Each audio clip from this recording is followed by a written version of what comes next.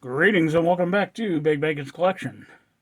First, let me start off by apologizing. I appear to be having some sort of sinus throat issue going on right now, so yeah, my voice is going to be a little bit different. And I will probably do that every so often. Today, we're going to be looking at from Ant-Man and the Wasp, the Marvel Legends, Hope Van Dyne, Evangeline Lilly, Wasp. Yes, this is from the second movie, not the Quantumania figure. Just getting that out there in the open ahead of time. As always, we're going to look at the accessories, which in this case has an unusual thing we have to look at. We're going to look at the figure, check the articulation, gear her up, and get her up on the shelf. So, she comes with her flight pack, with her wings, tucked so very nicely back here in the back. And if you don't want them tucked, they do also come in a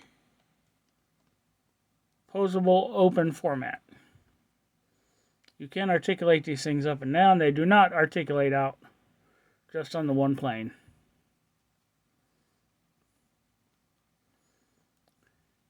Has an almost kind of translucent, not quite transparent, translucent white look to it.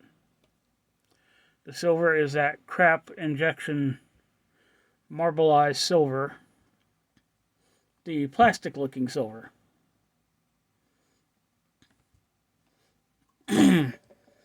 She comes with a helmeted and an unhelmeted head.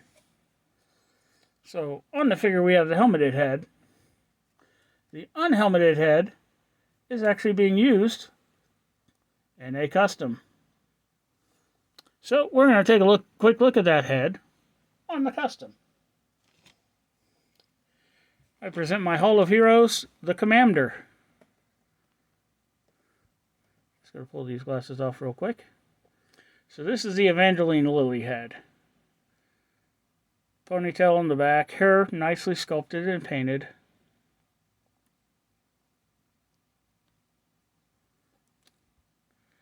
Eyes are painted in there really well. Although the right eye looks like it's bulged a little. Lips are well painted. Sculpt is beautifully done.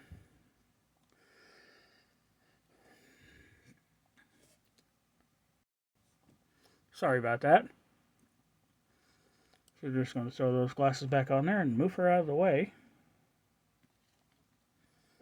So for the purpose of this display, she will be helmeted the whole time.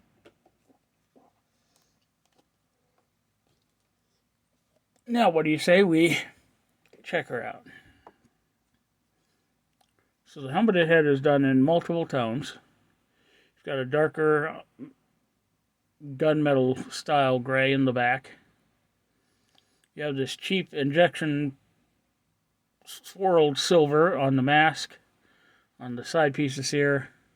A little bit of silver paint along the back. Inside here you've got a colored visor, which you can actually see the eyes through. I love that effect. The body is fully texturized, done in a sort of black and gold motif. A little bit of silver highlighting in various spots, like up on the shoulders, on the wrist weapons. And that's mostly it. Yeah, so the entire thing is black, with just a tiny bit of gold, a little bit of red, and even less silver. So, as you can see, the red is just kind of highlight lines along this midsection. Gold is painted in painted in there very well. Sculpt-wise, it's got that early style Marvel female hips. The unforgivable hips. They're just wide and sorry about that.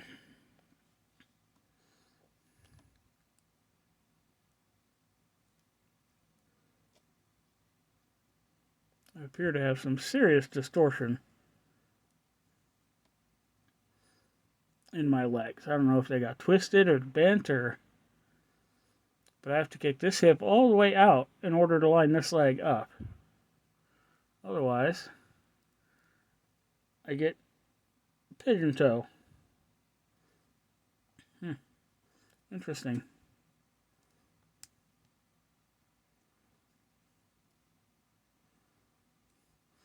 Alright, articulation-wise, the head is on a ball joint on top of a hinge, so looking up, she actually has flight level up, which is good given that she's got flight wings.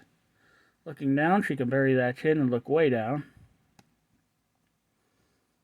Got a tiny bit of tilt in there and rotation. Arm hinges up to right about 90. No butterfly jointing. We'll rotate all the way around. Single jointed elbow. Less than 90. Rotation at that elbow. Hands rotate. Left hand has a horizontal hinge.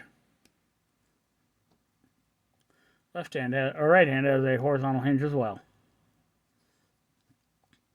She's got a mid-torso cut right up in there inside the armor. Bends forward very little. Back a little bit. Got a little bit of tilt in there. And some rotation. The waist itself is completely fixed. Legs hinge out. Only about that far. We'll kick forward 90 degrees. Back none because of the sculpting required elsewhere. Thigh cuff rotation. Double jointed pin knee. Good deal of range in that. There's no kind of boot cut, no kind of ankle cut. Foot hinges. Back that far. Forward that far. Yeah, my knee is incredible. Look at that. I don't know what happened. But both of them are that way. Regardless, there's supposed to be, a front-facing pin for rocker. So it seems like, looking at the feet, this one's seated much higher up inside the socket. This one's gapped. So I don't know if there's something going on with that. If that's a manufacturing issue, if that's something that happened during storage. I don't know. I know getting her to actually stand has become a task. So, as I said, she's got two various flight packs. Both just plug in. So this is the closed wings.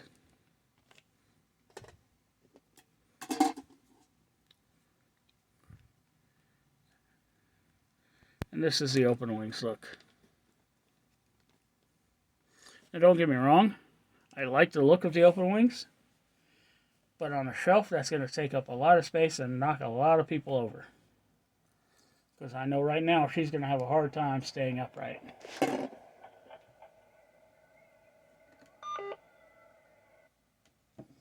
Sorry about that. Gotta know when the feds are trying to infiltrate the bunker. So we're just going to leave her wingless pack on. And there we have her. So what do you say we take a moment and get her up on the shelf?